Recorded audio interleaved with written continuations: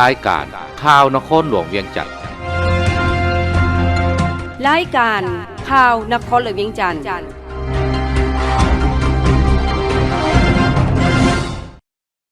สบายดีท่านผู้ฟังที่เคารพ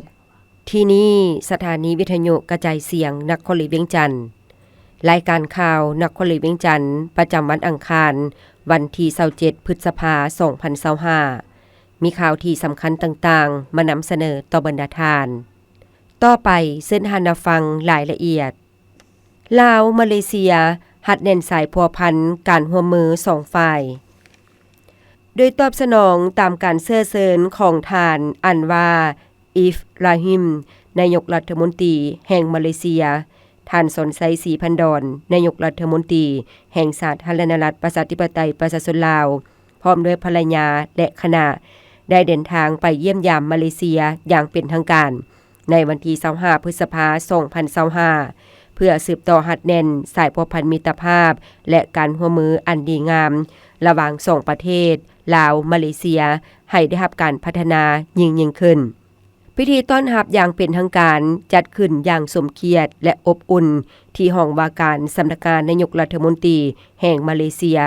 โดยการเข้าร่วมของทานสอนไซศรีพันดอนและทานอันว่าอิฟราฮิมพร้อมด้วยคณะผู้แทนขั้นสูงของทั้งสองฝ่ายหลังจากนั้น2นายกรัฐมนตรีลาวมาเลเซียและคณะก็ได้สืบต่อพบปะ2ฝ่ายอย่างเป็นทางการเพื่อร่วมกันทบทวนคืนการพัวพันร่วมมือ2ฝ่ายในระยะผ่านมาพร้อมทั้งตีราคา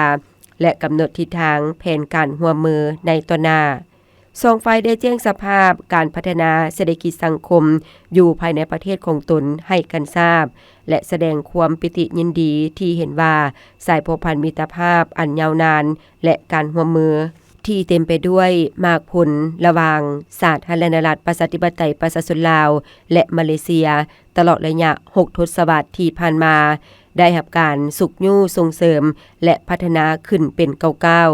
ซึ่งแสดงออกในการแลกเปลี่ยนการเยี่ยมยามซึ่งกันและกันกับคณะผู้แทนขั้นสูงของ2ประเทศอย่างเป็นปกติรวมทั้งการสนับสนุนและช่วยเหลือซึ่งกันและกันในเวทีภาคพื้นและสากลโดยเฉพาะการร่วมมือในครอบครัวอาเซียนพร้อมทั้งได้แสดงความสมเสยที่2ฝ่ายมีแผนจะจัดกิจกรรมร่วมกันเพื่อเฉลิมฉลองวันสั่งตั้งสายพัวพันการทูตลาวมาเลเซียครบรอบ60ปีในปีหน้านี้ให้มีบรรยากาศอันฟดฟื้นและมีความหมายความสำคัญ2ฝ่ายได้แสดงความสมเสยต่อการร่วมมือทางด้านการค้าที่มีท่วงท่าขยายตัวในปี2024ผ่านมาการค้า2ฝ่ายมีมูลค่าหลายกว่า$43 ล้านเมื่อเทียบใส่ปี2023มีเพียง$30 ล้าน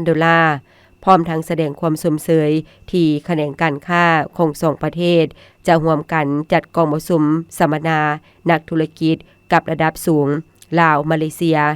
ในโอกาสเยี่ยมยามในครั้งนี้เพื่อในใส่สุขยู่การค้าการลงทุนระหว่าง2ประเทศให้ขยายตัวและมีประสิทธิผลยิ่งขึ้น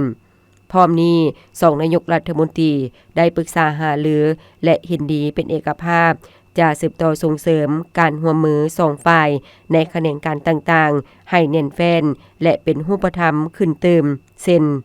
การร่วมมือด้านป้องกันชาติและป้องกันความสงบด้านพลังงานด้านการเงินและธนาคารด้านโยธาธิการและขนส่ง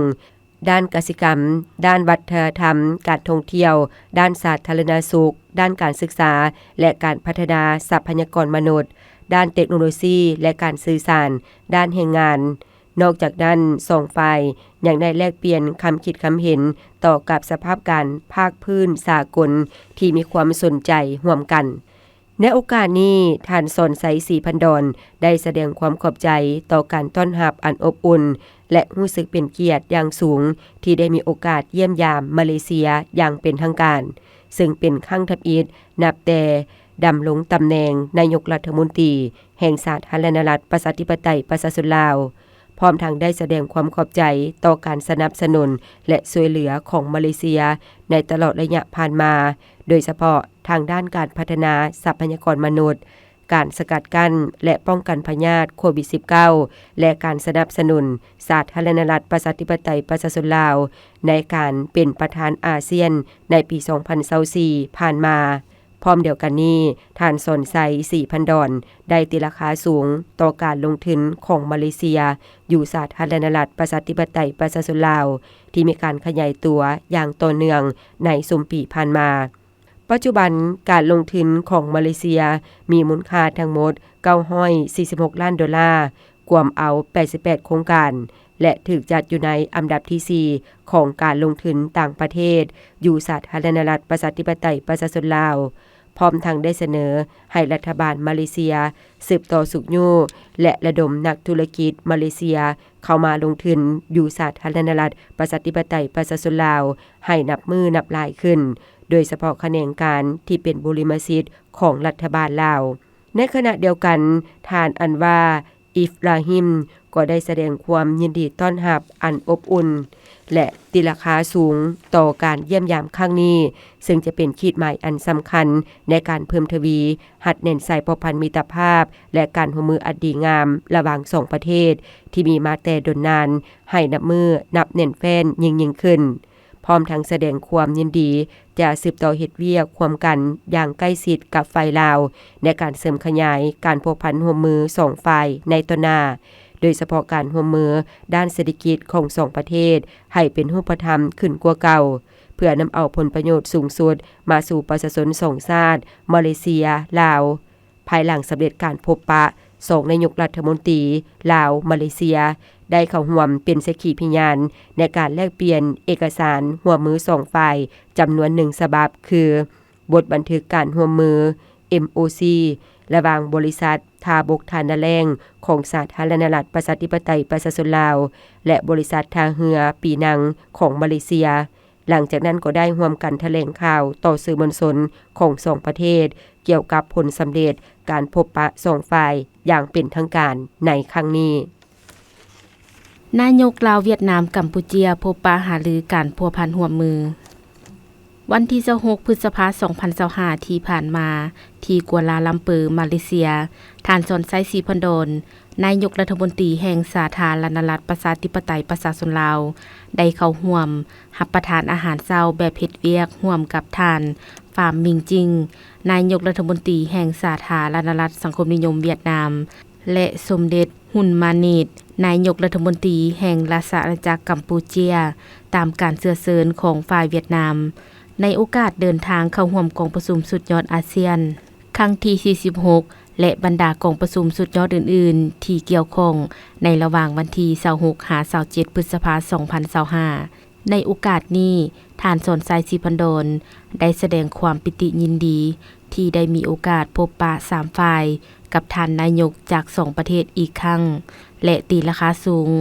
โตกลไกการพบปะ3ฝ่ายระหว่างลาวเวียดนามกัมพูเชียในโอกาสเดินทางเข้าร่วมกองประชุมต่างๆอยู่ภาคพื้นและสากลเป็นการแสดงให้เห็นถึงมูลเชื่อความสามัคคีฮักแพงและการช่วยเหลือซึ่งกันและกันที่มีมาแต่ดนนานระหว่างลาวเวียดนามและกัมพูเชียพร้อมเดียวกันนี้3นายกรัฐมนตรีได้ตีราคาสูงต่อผลของกองประชุมสุดยอดผู้นำ3พรรคก็คือผลการพบปะ3นายกรัฐมนตรีลาวเวียดนามกัมพูเชียที่สาธารณรัฐสังคมนิยมเวียดนามในท้ายเดือนกุมภาพันธ์ 2025ที่ผ่านมา3ฝ่ายได้ปรึกษาหารือและเห็นดีสุขอยู่การร่วมมือระหว่าง3ประเทศทางด้านการเมืองป้องกันชาติป้องกันความสงบเศรษฐกิจพลังงานและคงเขตอื่นๆโดยเฉพาะการสุขอยู่การเสื่อมโยมพื้นฐานเศรษฐกิจการเสื่อมโยมด้านการท่องเที่ยวระหว่าง3ประเทศการแก้ไขปัญหาชายแดนที่ยังคงค้างและอื่นๆนอกนี้ยังได้แลกเปลี่ยนความคิดความเห็นเกี่ยวกับสภาพการพ้นเด่นในภาคพื้นและสากลที่มีความสนใจร่วมกันจำนวนหนึ่งตอนท้าย3นายกรัฐมนตรีเห็นดีให้3ประเทศสืบต่อร่วมมือกันในการเพิ่มพูนคุณสร้างสายพัวพันมิตรภาพและการร่วมมือระหว่าง3ชาติให้สืบต่อแตกดอกออกผลยิ่งขึ้นพร้อมทางอวยพรให้การพัวพันร่วมมือและมิตรภาพระหว่าง3ประเทศที่มีมูลเชื้ออันดีงามมาแต่บูรณาการจงสืบต่อ ได้รับการเสริมขยายอย่างบ่หยุดยั้งเพื่อนำผลประโยชน์ตัวจริงมาสู่ประชาชน3ชาติลาวเวียดนามและกัมพูชาเคลื่อนย้ายอัฐิทานไม้สุกไสสมแพงไปสถิตไว้สุสานนักรบปฏิบัติแห่งชาติพิธีเคลื่อนย้ายอัฐิของสหายไม้สุกไสสมแพงอดีตกรรมการส่วนกลางภาคสมัยที่2 3 4และ5สมาชิกสภาแห่งชาติสุดที่3รัฐมนตรีกระทรวงอุตสาหกรรมการค้าป่าไม้และหัตถกรรมหัวหน้าห้องว่าการส่วนกลางภาคหัวหน้าห้องว่าการสภารัฐมนตรีประธานศูนย์กลางในเหล่าสังชาติพนักงานปฏิบัติอาวุโสบำนาญไปสถิตไว้สุสานนักรบปฏิบัติแห่งชาติหลัก24เมืองไซธานีนครหลวงเวียงจันทน์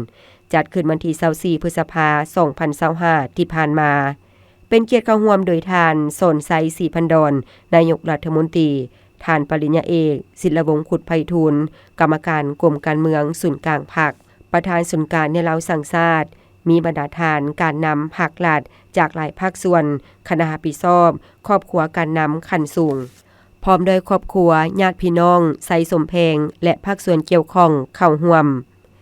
โอกาสนี้ทานคำไหลศรีประเสริฐกรรมการศูนย์กลางภาครองประธานผู้ประจำการศูนย์การในเหล่าสังชาติได้ขึ้นกล่าวบทสดุดีของทานไม้สุกไสสมแพงว่าตลอดระยะ48ปีแห่งการประกอบส่วนเข้าในภารกิจปฏิบัติสหายไม้สุกไสสมแพงได้รับการมอบหมายแต่งตั้งให้รับผิดชอบหลายโครงเขตเวียกการนอกจากนั้นยังได้รับการแต่งตั้งเป็นประธานมิตรภาพลาวเวียดนามเป็นประธานสมาคมมิตรภาพลาวเกาหลีเป็นประธานคณะหัวมือเศรษฐกิจวัฒนธรรมวิทยาศาสตร์เทคนิคลาวโซเวียตลาวบุลการีลาวเวียดนามและเวียกการที่สำคัญอื่นๆทางอยู่ในขั้นท้องถิ่นภาคฐานและอยู่ขั้นศูนย์กลางย้อนสหายมีความเชื่อมั่นต่อการปฏิบัติต่อการนำพาของภาครัฐและย้อนความบุกบืนสู่ชนผ่านพาสหายได้เฮ็ดสำเร็จทุกหน้าที่ที่ได้รับการมอบหมายด้วยผลงานและคุณงามความดีที่แสดงออกถึงคุณสมบัติศีลธรรมปฏิบัติอันพองใสและความหักแพงเสื้อชาติสหายจึงได้รับความไว้เนื้อเสือใจและความเคารพหักจากสมาชิกภาคพนักงานนักรบและประชาชนลาวบรรดาเผ่าก็คือประเทศเพื่อนมิตรอย่างกว้างขวางภาครัฐบาลจึงได้ย่องยอสรรเสริญต่อคุณงามความดีผลงานในการต่อสู้กู้ชาติก็คือภารกิจปกปักรักษาและสร้างสรรค์พัฒนาประเทศชาติด้วยการประดับเหรียญใสเหรียญกาประเภทต่างๆจากภายในและต่างประเทศให้แก่สหายจากนั้นทานปริญญาเอกคำแพงไสสมแพงกรรมการศูนย์กลางภาคเลขาพรรคแขวงเจ้าแขวงหัวพันต่างหน้าครอบครัวขึ้นกล่าวคำขอบใจและได้ดำเนินพิธีศาสนาตามฮีตของประเพณีสภาแห่งชาติตีราคาการเคลื่อนไหวเวียกงานปรับปรุงรัฐธรรมนูญสภาแห่งชาติจัดกองประชุมสรุปตีราคาการเคลื่อนไหวเวียกงานปรับปรุงรัฐธรรมนูญในวันที่26พฤษภาคม2025ที่สภาแห่งชาติเป็นประธานของทานเจริญเยียเป่าเฮอรองประธานสภาแห่งชาติรองประธานคณะกรรมการระดับชาติปรับปรุงรัฐธรรมนูญมีทานทองสลิดมังโนเมฆหัวหน้าห้องว่าการศูนย์กลางภาคทานอนุภาพตุนาลมประธานสภาประชาชนนครหลวงเวียงจันทน์และภาคส่วนที่เกี่ยวข้องเข้าร่วมทานเจริญเยียเปาเฮอกล่าวว่าภายหลังกลุ่มการเมืองศูนย์กลางภาคประชาชนปฏิบัติลาวได้ออกมติว่าด้วยการแต่งตั้งคณะกรรมการระดับชาติปรับปรุงรัฐธรรมนูญฉบับเลขที่15/กมสพลงวันที่22พฤษภาคม2024ซึ่งคณะกรรมการระดับชาติก็ได้พร้อมกันสู่ชนจัดตั้งปฏิบัติเวียกงานการปรับปรุงรัฐธรรมนูญด้วยความรับผิดชอบสูงโดยเริ่มจากการวางแผนเวียกแผนดำเนินงานการขึ้นแผนงบประมาณการแบ่งงานภายในการจัดตั้งกองเลขาและอนุกรรมการต่างๆการประสานสมทบกับภาคส่วนที่เกี่ยวข้องทั้งศูนย์กลางและท้องถิ่นควรคว้าปรับปรุงร่างรัฐธรรมนูญขอทิศชี้นำจากกรมการเมืองและคณะเลขาธิการศูนย์กลางภาคจากคณะบริหารงานศูนย์กลางภาคเฮ็ดให้เวียกงานปรับปรุงรัฐธรรมนูญได้บรรลุผลสำเร็จตามจุดประสงค์คาดหมายที่วางไว้แสดงออก ในการลงคะแนนเสียงของสมาชิกสภาแห่งชาติรับรองเอารัฐธรรมนูญฉบับปี 2025ในกองประชุมสมัยวิสามัญเทื่อที่ 2 ของสภาแห่งชาติสุดที่ 9 บรรลุผลสูงถึง 99.35 ส่วนห้อยของจำนวนสมาชิกสภาแห่งชาติทั้งหมดที่เข้าร่วมกองประชุมในกองประชุมท่านสุวรรณสวบุตรประธานกรรมาธิการเวียกงานสมาชิกสภาแห่งชาติคณะกรรมการระดับชาติปรับปรุงรัฐธรรมนูญสภาแห่งชาติได้ผ่านบทสรุปตีราคาการเคลื่อนไหวเวียกงานปรับปรุงรัฐธรรมนูญฉบับปี 2025ให้ฮู้ว่าภายหลังกรมการเมืองศูนย์กลางภาคประชาชนปฏิวัติลาวได้ออกปฏิว่าด้วยการแต่งตั้งคณะกรรมการระดับชาติปรับปรุงรัฐธรรมนูญแห่งสาธารณรัฐประชาธิปไตยประชาชนลาวฉบับปี 2015ฉบับเลขที่15/กมสพลงวันที่22พฤษภาคม 2024จากนั้นภาคส่วนต่างๆโดยแม่นทานไสสมพลพรหมวิหารประธานสภาแห่งชาติเป็นประธานคณะกรรมการระดับชาติปรับปรุงรัฐธรรมนูญฉบับปี 2015คณะกรรมการระดับชาติก็ได้เคลื่อนไหวเวียกงานอย่างมีจุดสุมโดยมีการจัดกองประชุมขันต่างๆในขอบเขตทั่วประเทศเฮ็ดให้การปรับปรุงรัฐธรรมนูญครั้งนี้มีผลสำเร็จ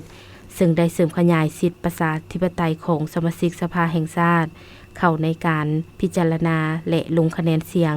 รับรองเอารัฐธรรมนูญในกองประชุมสมัยวิสามัญเทื่อที่ 2ของสภาแห่งชาติสุดที่ 9เป็นผลสำเร็จที่สำคัญในการหันมติของคณะบริหารงานศูนย์กลางภาคว่าด้วยสืบโตยูแหงการพันขยายแนวทางเปลี่ยนแปลงใหม่สู่ลวงลึกสร้างการหันเปลี่ยนที่แข็งแรงลึกซึ้งและหอบด้านในการนำพาของพรรคและมติของกรมการเมืองศูนย์กลางภาคว่าด้วยการสร้างเศรษฐกิจเอกราชเป็นเจ้าตนเองในระยะใหม่เป็นข้อบัญญัติของรัฐธรรมนูญฉบับปี 2025เป็นการปรับปรุงนิติกรรมสูงสุดของรัฐให้สอดคล้องกับหน้าที่การเมืองของพรรคในระยะใหม่แนใส่ปรับปรุงระบบอำนาจแห่งรัฐให้เข้มแข็งมีคุณภาพและประสิทธิภาพสูงขึ้นสร้างบัตรเดียวใหม่ให้แก่การปกปักรักษาและสร้างสาประเทศชาติการเสื่อมโยมเศรษฐกิจกับภาคพื้นและสากลทั้งเป็นบอนอิงพื้นฐาน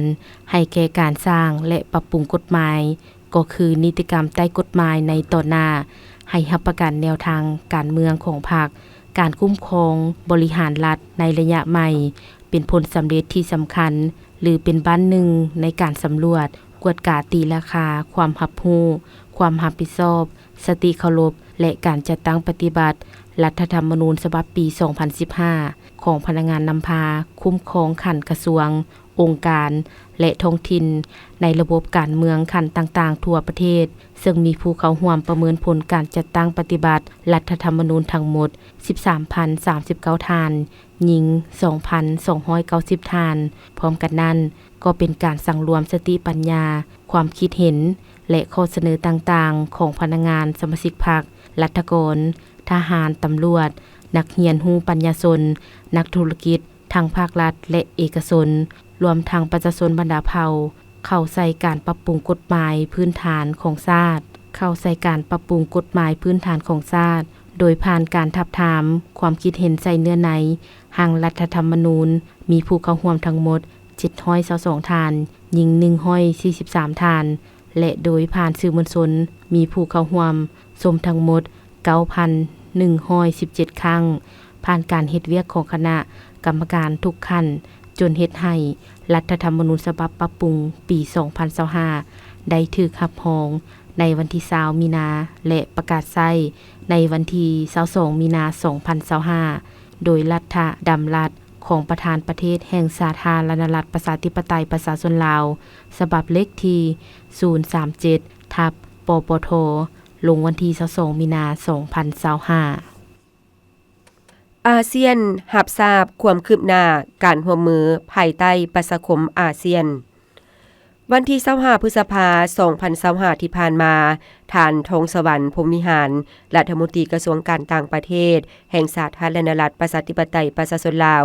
ได้นำพาคณะเข้าร่วมกองประชุมรัฐมนตรีต่างประเทศอาเซียนกองประชุมคณะกรรมการเขตปลอดอาวุธนิวเคลียร์ ในอาซีตะวันออกเฉียงใต้กองประชุมสภาประชาคมการเมืองความมั่นคงอาเซียนครั้งที่29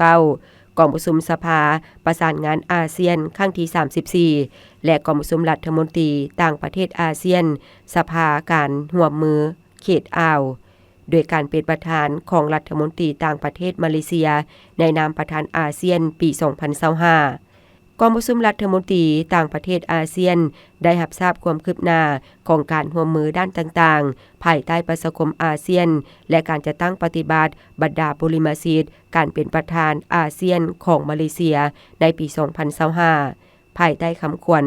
การมีส่วนร่วมอย่างทั่วถึงและยืนยงเห็นว่ามีความคืบหน้าเป็นอย่างดีกองประชุมได้ปรึกษาหารือเกี่ยวกับการเสนอ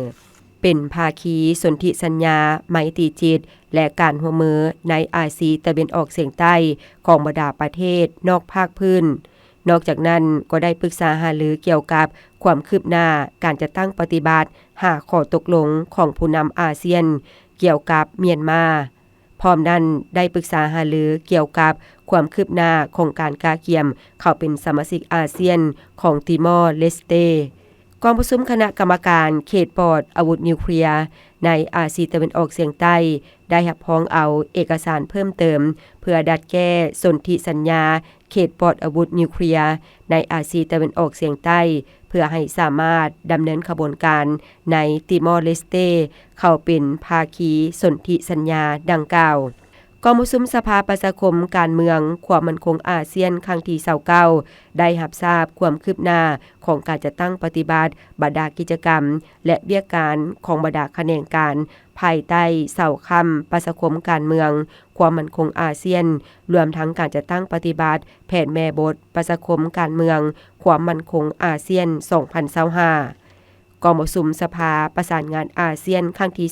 36ได้ปรึกษาหารือการกาเกียมด้านต่างๆสำหรับกองประชุมสุดยอดอาเซียนครั้งที่46และบรรดากองประชุมสุดยอดที่เกี่ยวข้องที่จะจัดขึ้นวันที่26-27 พฤษภาคม 2025รวมทั้งบรรดาเอกสารผลของบรรดากองประชุมสุดยอดเหล่านั้นในนี้กองประชุมได้เห็นดีหับห้องเอาเอกสารวิสัยทัศน์ประชาคมอาเซียน 2045 และแผนยุทธศาสตร์ประชาคมการเมืองความมั่นคงอาเซียนแผนยุทธศาสตร์ประชาคมเศรษฐกิจอาเซียนแผนยุทธศาสตร์ประชาคมวัฒนธรรมสังคมอาเซียนและแผนยุทธศาสตร์การเสริมจอดอาเซียนเพื่อนำเสนอให้ผู้นำอาเซียนหับห้องเอาเป็นทางการในกองประชุมสุดยอดอาเซียนครั้งที่46เพื่อเป็นทิศทางการร่วมมืออาเซียนสำหรับ20ปีข้างหน้าพร้อมนี้กองประชุมก็ได้รับทราบและรับพ้องเอาบทรายงานต่างๆที่เกี่ยวข้องเป็นต้นบทรายงานของเลขาธิการใหญ่อาเซียนเกี่ยวกับเบี้ยการอาเซียนต่อกองประชุมสุดยอดอาเซียนครั้งที่46บทรายงานของคณะกรรมการผู้ตั้งหน้าถาวรประจำอาเซียนบทรายงานของคณะเฉพาะกิจเวียกการข้อริเริ่มเพื่อการเชื่อมโยงอาเซียนและบทรายงานของคณะกรรมการประสานงานการเชื่อมโจทย์อาเซียนกองประชุมรัฐมนตรีอาเซียนสภาการร่วมมือเขตอ่าวได้ปรึกษาหารือและติราคาสูงต่อความคืบหน้าของการจัดตั้งปฏิบัติขอบเบี้ยการร่วมมืออาเซียน GCC 2024-2028เป็นเอกสารพื้นฐานสำหรับการเสริมขยายการพัวพันร่วมมืออาเซียน GCC พร้อมนี้กองประชุมยังได้สุกยู่ให้ส่งภาคพื้นหัดแน่นการร่วมมือในบรรดาคงเขตที่สองฝ่ายมีทายแห่งเป็นต้นแม่นการส่งเสริมการร่วมมือด้านเศรษฐกิจโดยการซอกหาช่องทางในการเพิ่มทวีด้านการค้าและการลงทุนการร่วมมือทางด้านพลังงานและอื่นๆกองประชุมยังได้ย้ำคืนความสำคัญของการร่วมมือทางด้านเศรษฐกิจดิจิทัลการหันเป็นดิจิทัลปัญญาประดิษฐ์การเสริมโยงเสริมจอดการไปมาหาสู่ระหว่างประชาชนและการท่องเที่ยวพร้อมนี้กองประชุมยังได้ปรึกษาหารือการกะเกียมให้แก่กองประชุมสุดยอดอาเซียน GCC ครั้งที่2และกองประชุมสุดยอดอาเซียน GCC จีนที่จะจัดขึ้นในวันที่27 พฤษภาคม 2025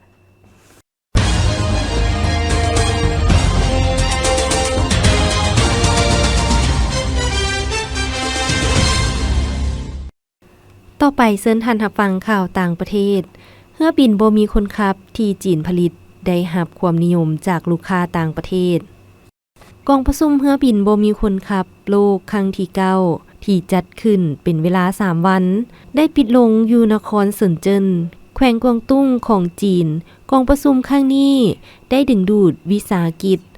825แห่งเข้าร่วมและได้เซ็นใบสั่งจองซื้อที่มีมูลค่า20ตื้อหยวนในซุ้มปีมมมานี่เคียงคู่กันกับการสื่อสารในระบบ 5G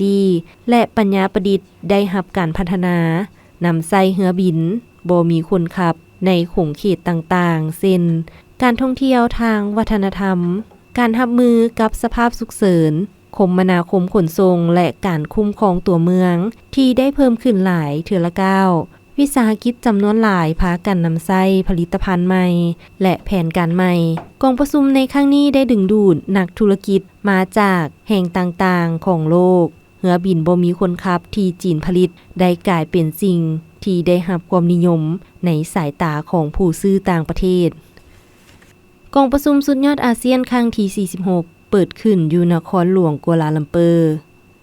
ในวันที่26พฤษภาคมที่ผ่านมากองประชุมสุดยอดอาเซียนครั้งที่46เปิดขึ้นอย่างเป็นทางการอยู่นครหลวงกัวลาลัมเปอร์ประเทศมาเลเซียในฐานะเป็นประเทศหมุนเวียนของกองประชุมสุดยอดอาเซียนในปีนี้มาเลเซียได้เสนอหัวข้อกองประชุมคือความรวมและยืนยงกองประชุมสุดยอดครั้งนี้จะสุ่มใส่การปรึกษาหัวข้อต่างๆเช่นวิสัยทัศน์ของสมาคมอาเซียนการเข้าเป็นสมาชิกอาเซียนอย่างเป็นทางการของติมอร์เลสเตสถานการณ์เมียนมาและอื่นๆพร้อมทั้งเอาใจใส่สิ่งท้าทายในขงเขตต่างๆเช่นการพัฒนาตามทิศสีเขียวการหันเป็นดิจิตอลและอื่นๆพยากรณ์อากาศประจำวันที่27พฤษภาคม2025ความกดดันต่ำของอากาศร้อนยังปกคลุมอยู่ทั่วทุกภาคของประเทศลาวด้วยกำลังอ่อนสมทบกับกระแสลมตะวันออกตะวันตกเฉียงใต้พัดปกคลุมซึ่งจะเฮ็ดให้มีฝนตกฟ้าร้องฟ้าเหลื่อมในระดับคอยหาปานกลางและตกหนักอยู่บางท้องถิ่นพอมีลมพัดแรงเป็นบางโอกาสอยู่ในแต่ละภาคพยากรณ์อากาศแต่ 7 โมงของวันที่27หา 7 โมงของวันที่28พฤษภาคม2025ภาคเหนือด้านตะวันออกจะมีฝนตกฟ้าร้องฟ้าเหลื่อมในระดับคอยพอมีลมพัดแรงอยู่บางท้องถิ่นหรือเนื้อที่ปกคลุมของฝนเท่ากับ40ส่วนห้อยของภาคอุณหภูมิระหว่าง15หา28องศาภาคเหนือด้านตะวันตกจะมีฝนตกฟ้าร้องฟ้าเหลื่อมในระดับคอยหาปานกลางพอมีลมพัดแรงอยู่บางท้องถิ่นหรือเนื้อที่ปกคลุมของฝนเท่ากับ50ส่วนห้อยของภาคอุณหภูมิระหว่าง20หา33องศานครหลวงเวียงจันทน์จะมีฝนตกฟ้าร้องฟ้าเหลื่อมในระดับคอยหาปานกลางพอมีลมพัดแรงเป็นบางโอกาสหรือเนื้อที่ปกคลุมของฝนเท่ากับ50ส่วนห้อยอุณหภูมิระหว่าง25หา31องศาภาคกลางอากาศร้อนจะมีฝนตกฟ้าร้องฟ้าเหลื่อมในระดับคอยหาปานกลางและตกหนักพอมีลมพัดแรงอยู่บางท้องถิ่นหรือเนื้อที่ปกคลุมของฝนเท่ากับ55ส่วนห้อยของภาคอุณหภูมิระหว่าง23หา34องศาแขวงไซสมบูรณ์จะมีฝนตกฟ้าร้องฟ้าเหลื่อมในระดับคอยพอมีลมพัดแรงอยู่บางบริเวณหรือเนื้อที่ปกคลุมของฝนเท่ากับ50ส่วนห้อยอุณหภูมิระหว่าง19หา34องศาภาคใต้อากาศร้อนจะมีฝนตกฟ้าร้องฟ้าเหลื่อมในระดับคอยหาปานกลางพอมีฝนตกหนักอยู่บางท้องถิ่นและมีลมพัดแรงเป็นบางโอกาสหรือเนื้อที่ปกคลุมของฝนเท่ากับ55ส่วนห้อยอุณหภูมิระหว่าง23หา35องศาสำหรับเขตภูเพียงบริเวณอากาศเย็นพอมีฝนตกฟ้าร้องฟ้าเหลื่อมในระดับคอยหาปานกลางและตกหนักอยู่บางบริเวณพอมีลมพัดแรงเป็นบางโอกาสหรือเนื้อที่ปกคลุมของฝนเท่ากับ55ส่วนห้อยอุณหภูมิระหว่าง16หา27องศาท่านผู้ฟังที่เคารพรายการข่าวนครหลวงเวียงจันทน์สำหรับภาคนี้ได้แสงสุดลงเพียงเท่านี้เพชรสมรดวงวิไลแสงคำจันทวงศ์พร้อมด้วยอุไรวันแสงพระจันทร์อ่านสบายดี